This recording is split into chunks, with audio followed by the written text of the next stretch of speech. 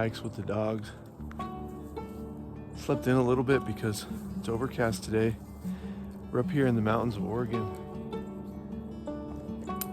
And can you see these big long boxes on these trees? Right there, probably 10 or 12 feet tall. I'm assuming they're owl boxes. They're really interesting shape. I moved campsites about 1.5 miles up the road, and I hiked this road first. It goes up and up. It just kind of keeps going up for almost a full mile. And the road is actually pretty well maintained, and I can't believe it. There's nobody driving on this road. We've been here for a few days now, and not a single person has come by on this road. But when I was scouting this road, it's pretty nice, pretty well maintained. But there was this one big rut here, so this was my main problem. So I'm just talking about like how you get around. You know, if I had a van or just a 4x4 truck or something smaller than having a trailer, you know, a trailer makes travel in the woods a little bit more difficult, a lot more difficult, really. You got to have pretty easy, decent roads. So this rut here was kind of the worst problem that I found. And it's actually not that bad. I just decided, well, I can get through it because I'll put my tire sort of on one side of this rut here. And then the other tire will kind of go in this other rut here, but it's sort of shallow, so I'm missing this deep part of the rut right there. And so just with scouting things out and doing a little pre-navigation, and then when you find a rough spot like this, double checking to make sure you can get through it and figuring out how you're going to do that. So when you're driving up here with the trailer, then you know how to navigate it and feel pretty confident about it. And it worked out really well. Like this spot was actually, it's pretty easy once you just realize where your tires need to go. And walking it on foot really helps give you that confidence. Then the rest of the road is pretty much just gravel. It does go up, so I had the truck in 4x4 pretty much the whole way going uphill, just to make sure I didn't slip and slide a little bit, because you're pulling, you know, the weight of the trailer uphill. It may not look that steep on camera. Then you run into things like, you can see the trees are kind of overgrowing a little bit, the trail. And so I was kind of concerned about that, but I realized it's just a few branches. And we did brush a couple branches, but nothing heavy. And you're going super slow anyway, so there's no chance of any damage or anything like that. And not any heavy branches sticking out that were in our way.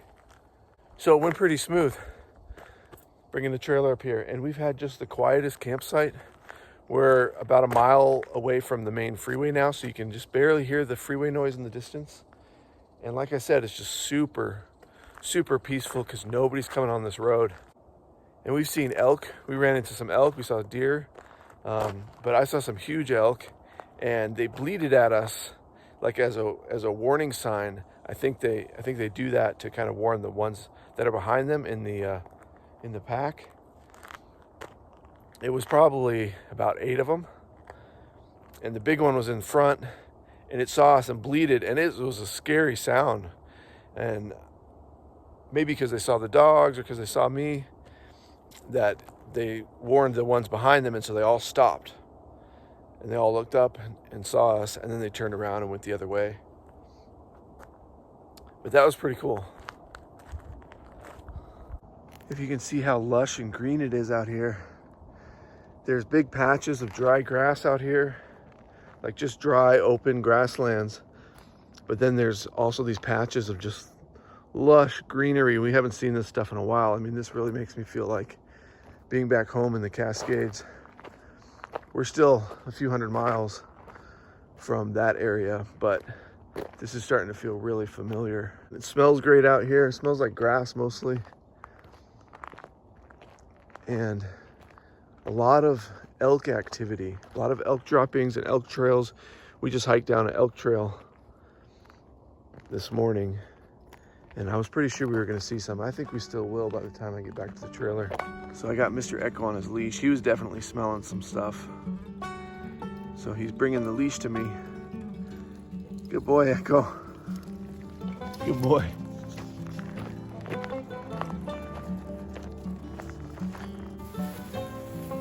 This is just something unusual I can see just off the road here. It's probably nothing, but I guess it looks like somebody cut a big log and then stuck it crossways on top of the stump. Maybe they're marking a site, their campsite or something.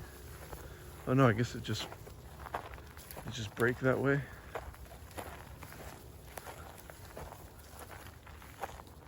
Oh, I see. It's just a tree that fell and then someone sawed it off with a chainsaw.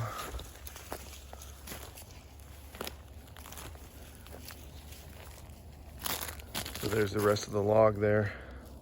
It just looks kind of funny. Now I see another formation with trees here, and that's not natural, obviously. It looks like someone tied up a crossbeam there. I feel like this is a hunter thing. You know, I'm not a hunter, but being out here in the woods, like, you do run into hunters, and they're always really smart about what's going on out here and really friendly. So this is a fire pit. There's like tent poles in there.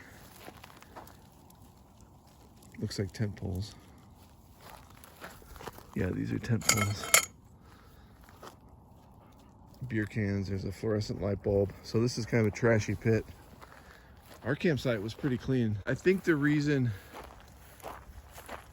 this is here is a hunting thing. So you hang your kill from here and then you can skin it and gut it. I think that's what this is for.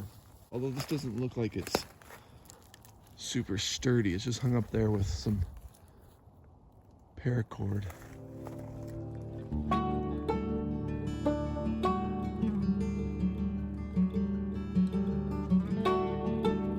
This is kind of a dry area, but you can see how there's this big field out there. Just this huge field. Well, you can see our camp through the trees there.